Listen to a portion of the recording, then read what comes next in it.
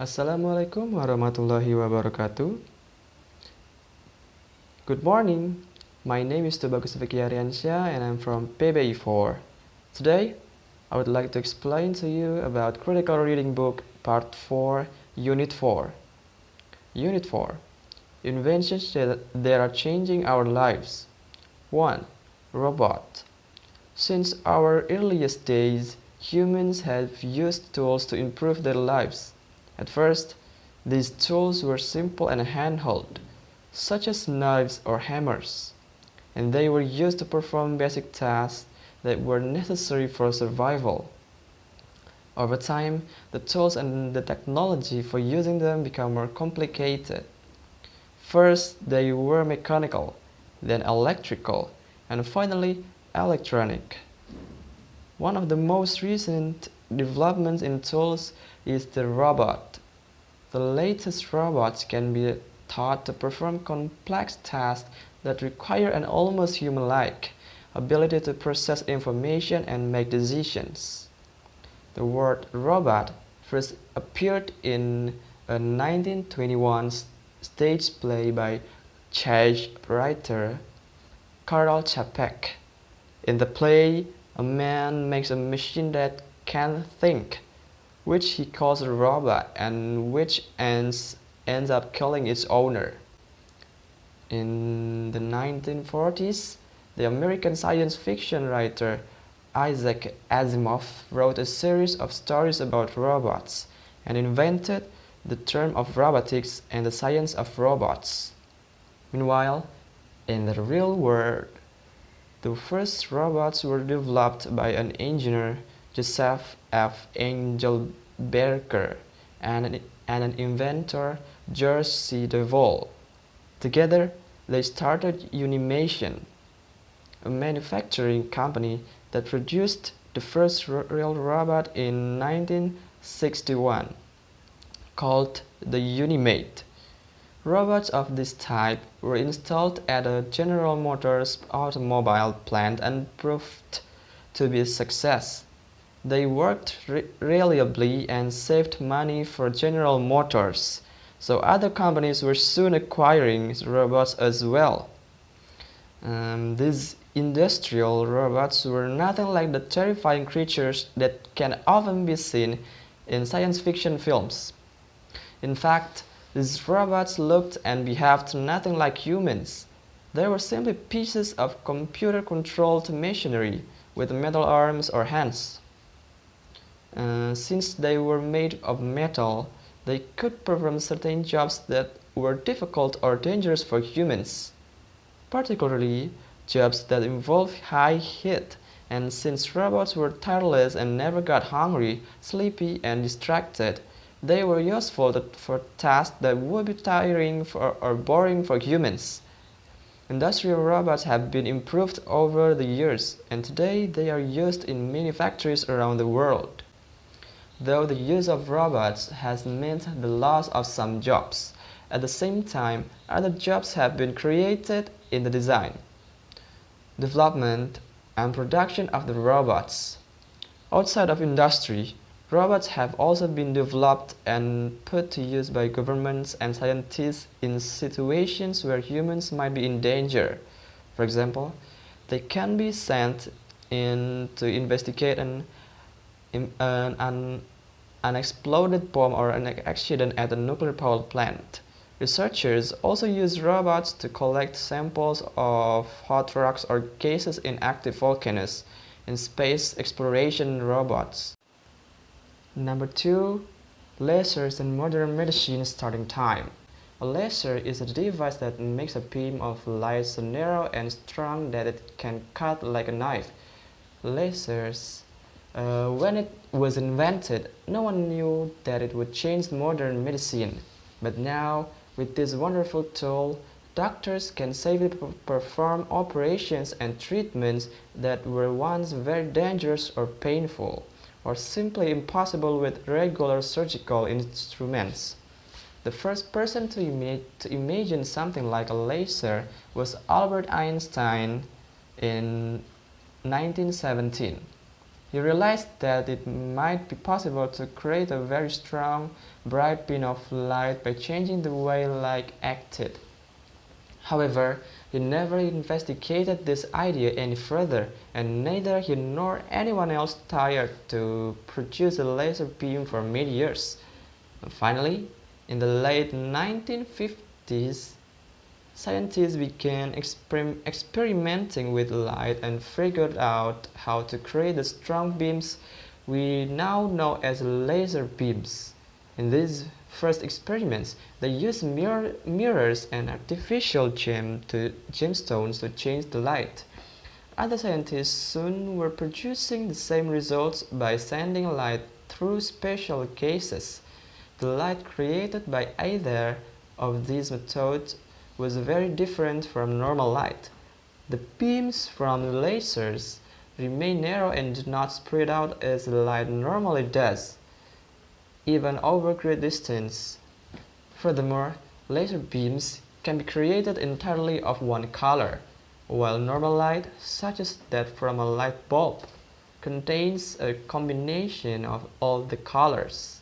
In the early years after the invention of lasers, scientists called them a solution looking for a problem.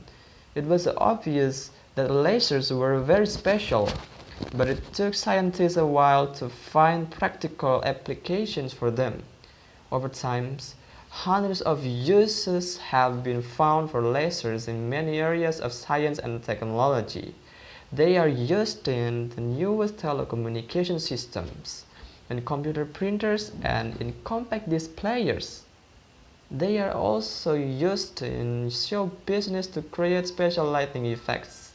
But where lasers have made the most difference is undoubtedly in the world of medicine, where they can be used for many tasks that require fine precision.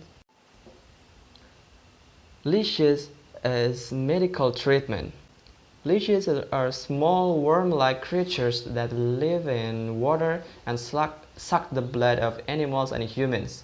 Mention leeches, and most people today show signs of disgust or fear.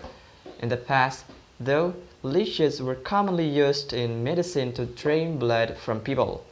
Then advances in science led to other kinds of treatments, and leashes disappeared from the sick room.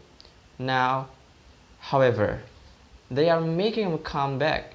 Leashes are being used after operations for the reattachment for body parts, in the prevention of pain from arthritis, and the treatment of heart disease.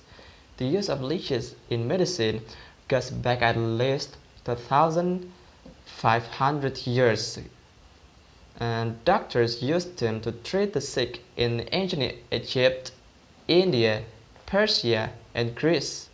It was believed in those days that taking blood from patients helped to bring their bodies back into balance. This belief and the practice of draining blood with leeches continued through the ages, reaching a high point in the early 19th century in France. There, a leading physician promoted the idea that all illness resulted from having too much blood in the body. At that time, Parisian hospitals required as many as 6 million leeches a year for their patients. Young French women made their living by wading in the ponds to capture the leeches that stuck to their legs. By the middle of the 19th century, however, the practice of draining blood from patients was becoming less popular.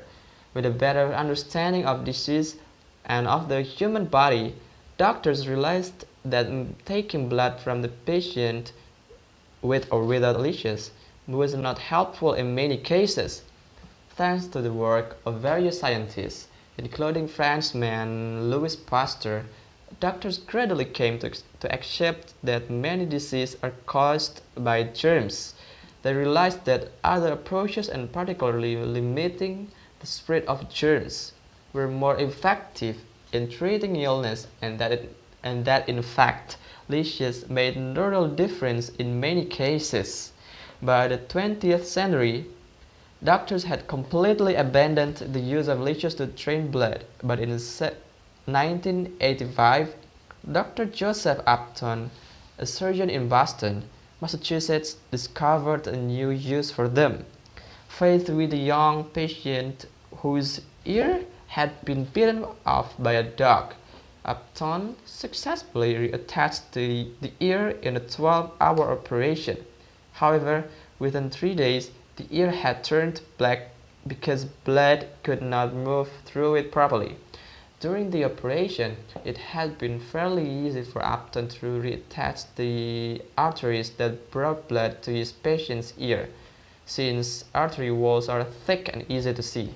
However, since the veins that carry blood away from the ear are much smaller and hard to find, Upton had not been able to reattach enough of them. If something wasn't done quickly, the ear would not survive. Number 4. GPS, Global Positioning System.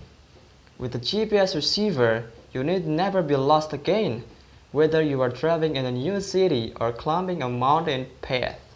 You can use GPS to find out exactly where you are. How is this possible? A system of 24 satellites sends continuous signals from 12,000 miles above the Earth. Based on the location of the satellites, GPS receivers on the Earth can use these signals to find their own location. GPS had its beginnings in the 1940s when the United States military developed a navigation system using radio signals from different ground locations. However, because the signals were easily interrupted or lost, the system did not always work. American scientists realized they might be able to use satellites to send signals after 1957, when the Soviet Union launched Sputnik 1, the first man-made satellite. Since the scientists could follow the satellite's path and track its radio beams, it occurred to them that they could calculate the exact position of the satellite, using their exact location on the Earth. Using the same logic, they also realized that if they knew the exact location of the satellite, they could calculate their own position on the Earth. The system using signals sent from satellites was clearly the solution for global navigation. The first such system was developed by the US Navy in the 1960s. It sent signals from 5 satellites and was used mainly by military ships and airplanes. However, with only 5 satellites, it was not always possible to get a signal everywhere on the globe. This meant ships or planes could not depend on the system in emergency situations, in war, or in a bad weather. More satellites and better signals were needed. After years of research, the first GPS satellite was launched in 1978. 10 more had been launched in 1989, and a complete set of 24 satellites were in orbit in 1964. Though it was originally created for military uses, GPS has by now become an essential global navigating tool. Around the world, ships depend on GPS, as do airports and airplanes. In recent years, the development of very small and inexpensive receivers has made possible other uses. Many cars now come equipped with GPS receivers and computerized maps to show where you are. Farmers put GPS receivers on tractors to help them find their way at night over dark fields. Emergency telephone operators use GPS to locate people who have called in for help. And parents or pet owners put receivers on their children or their dogs so they cannot be lost. However, what makes GPS so useful, the way it allows us to keep track of people and things, but also make it dangerous if it is used for the wrong purposes. Number 5. Green buildings. The green building movement is changing the way buildings are connected. This movement started in 1970s as people began to see that modern life was destroying the environment we all share. Natural resources were being destroyed, energy and water consumption was rising, and so was pollution of all of kinds. This environmental destruction has continued, and one important factor has been the way that buildings are constructed. In fact, the energy used in buildings represents about 32% of all energy used in the United States. In the early years, green builders were a small minority, and their goals of reducing the environmental impact of buildings were considered unrealistic. And now, however, the green building movement is growing as builders have been able to take advantage of new technology and as the cost of this technology have gone down. Environmental building methods are now practical enough to save money for builders and for building owners, even as they reduce damage to the environment. First, green builders try to make use of recycled materials as much as possible. In fact, vast amounts of materials such as steel, wood are used in construction. Now there are companies that specialize in gathering old materials, processing them, and selling them to builders for new buildings. States and cities are encouraging these companies, as the reuse of materials also means less waste in dumps. For larger builders or individual home owners, it is possible to find everything from steel and cement to doors, windows, sinks, tubes, brick, and hardware. Another way that builders can reduce environmental impact is to reduce the energy requirements of a building. This can be done in several ways. One is to provide an alternative, non-polluting source of energy. The first alternative energy source to be developed was solar power. With solar panels wide, flat sheets of special material, it is possible to produce electricity from the rays of the sun. Builders can install solar panels on the roofs of buildings and connect them to cooling or lighting systems. Once the panels are installed, they provide energy at no cost and with no pollution. Another pollution solution for reducing energy use is a technology known as geothermal heating. To obtain geothermal heat, builders place special pipes below ground, where temperatures remain constant all year. In the winter, the Earth's natural heat can be collected in these pipes and then transferred into the building's heating systems. And in the summer, heat in the building can be collected and sent to the pipes underground. And the last, number 6, is Wikipedia. The goal of internet-based encyclopedia Wikipedia is to give everyone on the planet free access to information.